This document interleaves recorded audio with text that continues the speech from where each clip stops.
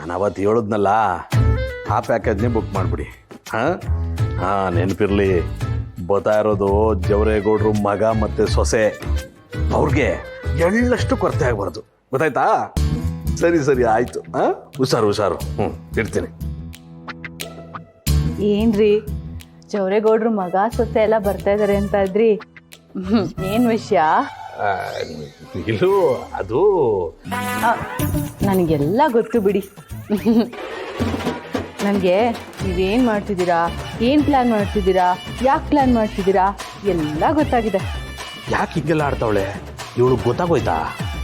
ನಾನು ಅವತ್ತೇ ಹೇಳಿದ್ನಲ್ಲ, ನಿಮ್ಮ ಮಂಕ್ ಬುದ್ಧಿ ಒಂದು ಸ್ವಲ್ಪ ಕಡಿಮೆ ಆಗಿದೆ.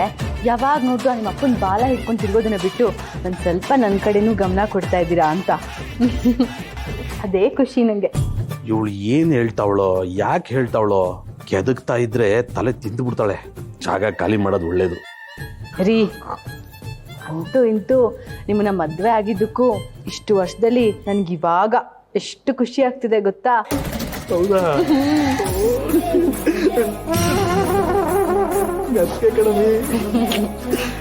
ಫೋನ್ ಬರ್ತದೆ.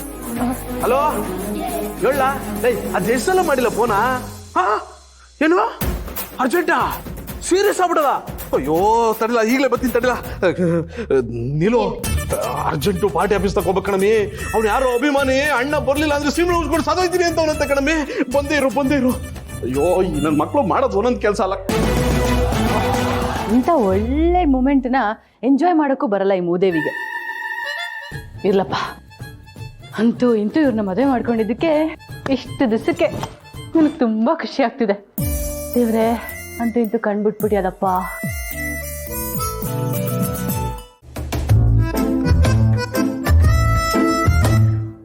ಏನ ನಮ್ಮ ಲೈಫ್ ಹಿಂಗಾಗೋಯ್ತು? ಏನೋ ತಿಂಗಳಿಗೆ ಇಷ್ಟು ಅಂತ ಕೊಡ್ತಿದ್ವಿ, ಅದರಲ್ಲಿ ಹೇಗೋ ನಿಭಾಯಿಸ್ತಿದ್ರು. ಈಗ ಅದೇನೋ ಆಟೋ ರಿಪೇರಿ ಅಂತಪ್ಪ, ಅದರಲ್ಲೂ ಗಾಂಚಿಲಿ ಬೇರೆ. ನಾನೆಲ್ಲ ನಿಭಾಯಿಸ್ತೀನಿ, ನೀನು ಯೋಚನೆ ಮಾಡಬೇಡ ಅಂತ. ನಿಜ ಬ್ರೋ, ಸಿಂಚನೂ ಹೇಳ್ತಿರ್ತಾಳೆ, ನಾವು ಅದನ್ನು ಮಾಡೋಣ, ಹೀಗೆ ಮಾಡೋಣ, ಹಾಗೆ ಮಾಡೋಣ. ಅವಳು ಶ್ರೀಮಂತರ ಮನೇಲಿ ಹುಟ್ಟಿ ಎಲ್ಲದನ್ನು ರಿಚ್ ಆಗಿ ಆಡಂಬರವಾಗಿ ಮಾಡಬೇಕು ಅಂತ ಅನ್ಕೋತಾಳೆ. ನಮ್ಮ ಕತೆ ನೋಡಿ, ನಮ್ಮ ಹತ್ರನೂ ಆಸ್ತಿ ಪಾಸ್ತಿ ಇದ್ದಿದ್ರೆ ನಾವು ಮಾಡ್ತಿರ್ಲಿಲ್ವೇನೋ? ಹೇಳ್ಕೊಳಕ್ಕೆ ಒಂದು ಸ್ವಂತ ಮನೇನೂ ಇಲ್ಲ, ಬಾಡಿಗೆ ಮನೇಲಿದ್ದೀವಿ. ನಮ್ಮ ಕರ್ಮ. ಆಸ್ತಿಕತೆಗೆ ಹೋದೆ ನೀನು. ಅಜ್ಜಿ ಟ್ರಂಕ್ ಹುಡುಕಾಡಿದ್ರು ಯಾವುದೋ ಒಂದು ಹಳೆ ಸೀರೆ, ಹಳೆ ಫೋಟೋ, ಪುಡಿಗಾಸು. ಏನು ಹಣೆ ಬರೋಣ, ನಮ್ಮದು ಅದೃಷ್ಟನೇ ಇಲ್ಲ ಬಿಡು ನಮ್ಗೆ. ಇದನ್ನೇ ಬ್ರೋ ಮಿಡಲ್ ಕ್ಲಾಸ್ ಜೀವನ ಅನ್ನೋದು. ಏನು ಇಲ್ಲದೆ ಇದ್ರು ಎಲ್ಲ ಇರೋ ಥರ ಬದುಕಬೇಕು. ನಮ್ಮ ಕರ್ಮ, ನಮ್ದು ಒಂದೇ ಜನ್ಮ. ಎಷ್ಟು ಹರ್ಚ್ಕೊಂಡ್ರು ಅಷ್ಟೇ, ಕಿರ್ಚ್ಕೊಂಡ್ರು ಅಷ್ಟೇ. ಹೀಗೆ ಜೀವನ ಸಾಗಿಸ್ಬೇಕಷ್ಟೆ. ಎಷ್ಟು ದಿನ ಆಯ್ತಲ್ಲ ನಾನು ಹೇಳಲೇ, ಮೊದಲ ಮಾಡ್ಲಾದ್ನ ಹೊಸ ನಿಂತ್ಕೊಳ್ಳವ, ನಾನು ಆಮೇಲೆ ಮಾಡ್ತೀನಿ ತಡ್ಕೊ. ನಾನೇ ನಿನ್ನ ಹತ್ರ ಬಂದು ಮಾತಾಡಬೇಕು ಅಂತಿದ್ದೆ ಕಣವ. ನೀನು ಇಲ್ಲಿ ಸಿಕ್ಕಿದ್ದು ಒಳ್ಳೇದಾಯ್ತು ಕಣವ. ಹೇಳಿ ಮಾವ, ಏನು ವಿಷಯ? ನೋಡವ, ನಾನು ಈ ವಿಷಯ ನಿನ್ನ ಹತ್ರ ಮಾತಾಡಬಾರ್ದು, ಆದರೆ ನಮ್ಮನೆ ಹೆಂಗಸರು ನಿನ್ನ ಹತ್ರ ನಡ್ಕೋತಾರೋ ರೀತಿ ನಂಗೆ ಚೆನ್ನಾಗಿ ಗೊತ್ತದೆ ಕಣವ. ವಿಧಿ ಇಲ್ಲದೆ ನಾನೇ ಮಾತಾಡಬೇಕಾಯ್ತು. ಅದೆಲ್ಲ ಯಾಕೆ ಮಾವ ಈಗ? ಏನವ ಹಿಂಗೆ ಹೇಳ್ಬಿಟ್ಟೆ? ನಿನ್ನ ಸಂಸಾರ ಚೆನ್ನಾಗಿರ್ಬೇಕು ಅಂತ ನನಗಿಷ್ಟ ಇಲ್ವೇ?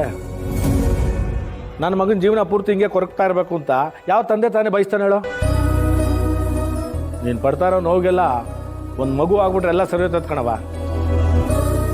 ದೊಡ್ಡವ್ರು ಒಂದು ಮಾಡೋಕ್ಕಾಗದಿರೋ ಸಂಬಂಧನ ಮಕ್ಕಳು ಒಂದು ಮಾಡಿಬಿಡ್ತಾರೆ ಕಣವ.